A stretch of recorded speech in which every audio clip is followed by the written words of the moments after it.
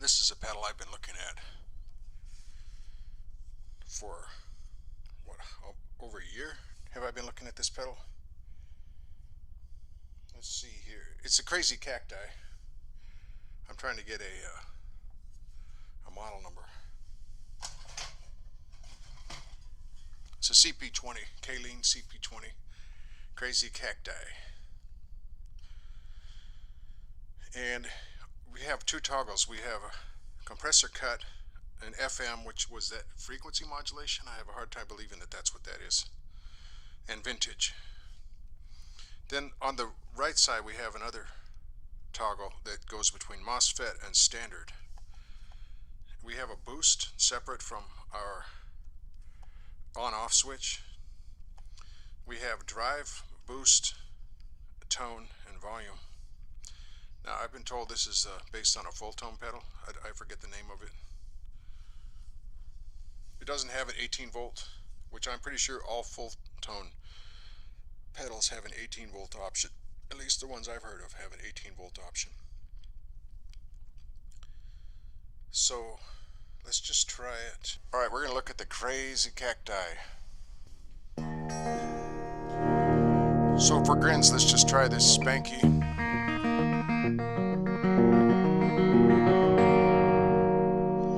Tone control's doesn't do a lot because it has a 47K resistor in front of it. The other tone controls just have a real small resistor, like actually 76 ohms. So the current can really flow into the tone control. But this 47K resistor kind of shunts it off. I think like a 5K or a 10K. While I'm talking about it, I think 5K, 10K, even 20K. Maybe 2K, maybe 500 ohms, I don't know. But something between 70 and 47K is probably, might be optimal, I don't know. The 76K or whatever, the 76 ohm, I think there's a 62 ohm that I've been using too. As well, a 62 ohm. They just pretty much let the current flow right in, right? Whereas you can tell with this,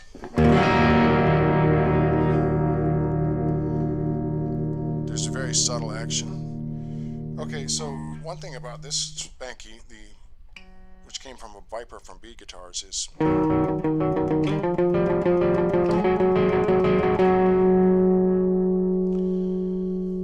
this is maybe the lightest weight guitar body that I have found. They claim that it's basswood, and I have a hard time reconciling that with these super heavy basswood guitars that come through.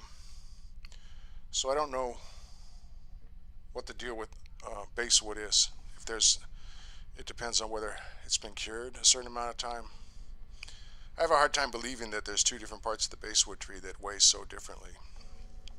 But I don't know a lot about botany, so.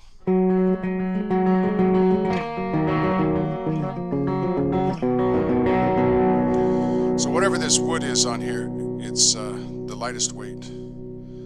It's lighter than Polonia, I'm pretty sure. Anyway, we're going to test the Crazy Cacti with this pedal, so you've got an idea how this sounds with the PV, with a little bit of grit on the lead channel. Now I'm going to go to the Crazy Cacti.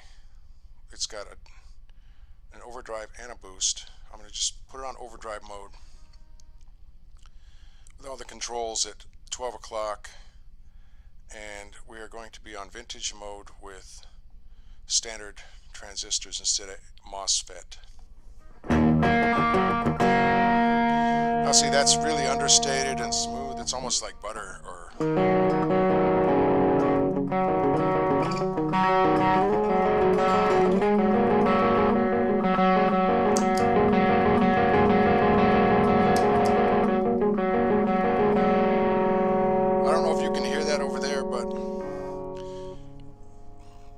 so I got my standard little bit of grit, so it's a semi-clean bass channel signal, my bass sound. And then I hit this just pretty much at its default settings, and there's sort of a The sound of the PV is sort of hairy with that little bit of grit, and then the instant I press this, it sort of tightens it and makes it smooth. Maybe not quite as volumific, but it's like there are all these loose threads, and then this thing just tightens everything.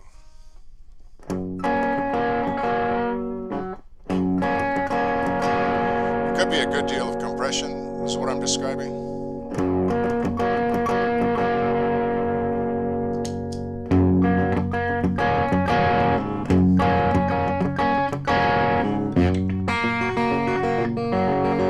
Okay, so that's just a little bit hairy. That's without the crazy cacti.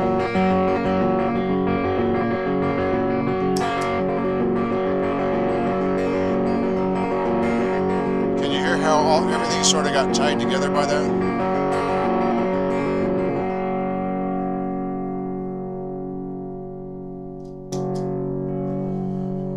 Now here's with the boost.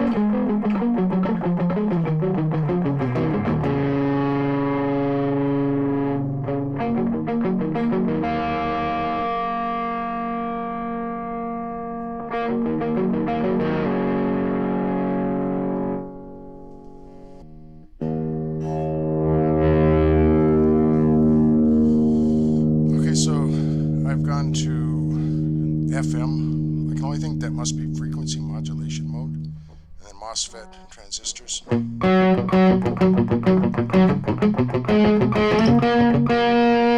Taken off the boost and just turned up the drive a little bit.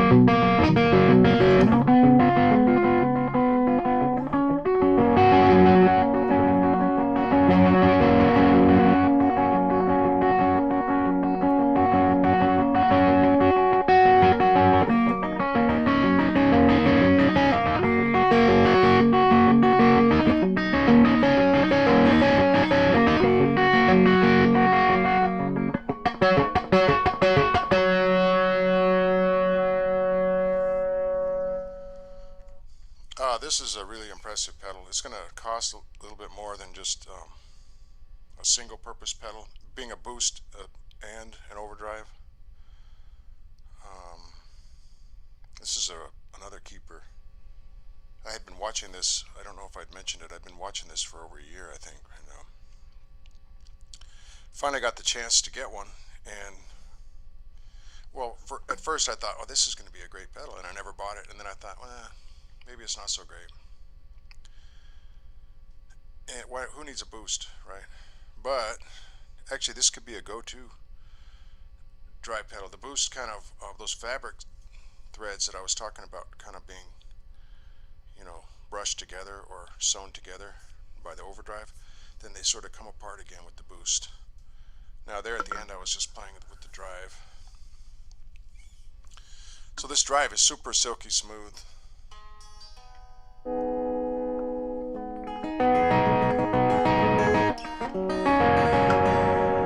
Well, maybe not super. Of course, I have the drive up here. It's pretty darn smooth, especially with the drive at 12 o'clock. You know, I'm going to use terms like drive and gain interchangeably. I'm not exactly sure what the knob says. You'll get it if you get the pedal. You'll know what I'm saying.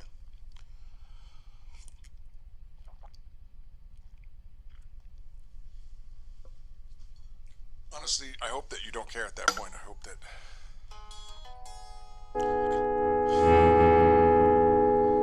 it's just gnarly and smooth at the same time. It's smooth, gnarly smooth.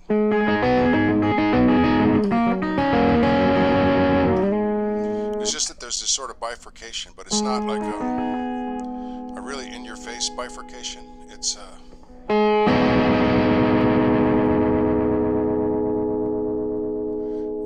it really rings out into the air. Okay, so this is another one that I really like. I was going to say it could be your one-stop for driving your amp, because that boost really takes it over the top. And now I see the reason for a boost. Just for grins, let's take one last turn at the rodeo, so to speak, with this one, and I'll turn on the boost here at the risk of upsetting the neighbors.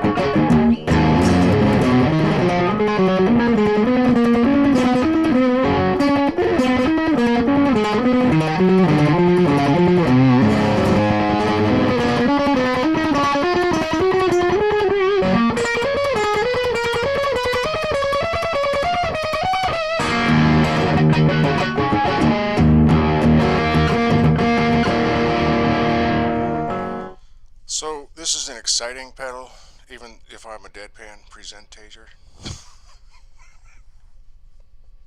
This pedal is exciting. So just another tool in your toolbox if you want to go get it.